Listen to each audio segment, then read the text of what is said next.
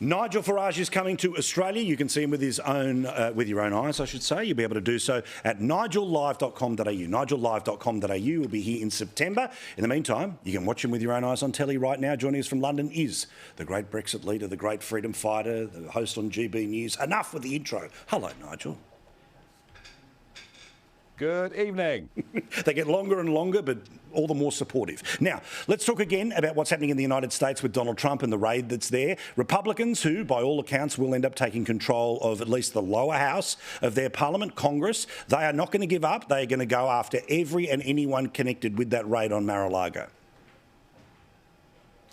Yes, they really are, and in particular Merrick Garland, the Attorney General, because he signed off on the raid. He was the one that sought the warrant. Of course, the judge that approved the warrant, it turned out, was a former Obama donor and, interestingly, a lawyer for Jeffrey Epstein. So they're definitely going to go after Garland.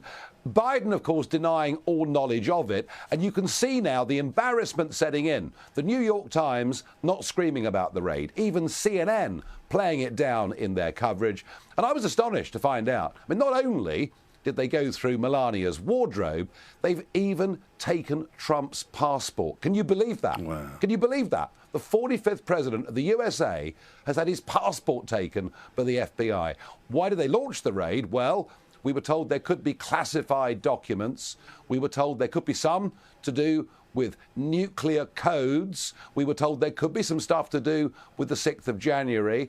The truth of it is, this was the most massive phishing expedition, and the response to it that has come from Team Trump is a 3-minute, 45-minute video that he's put out called "We Are a Nation," and I think it's the best and the strongest thing Trump has ever produced. And when you watch that video, and I recommend that you do have a look at that video, all of you, you realise why they're so scared of him.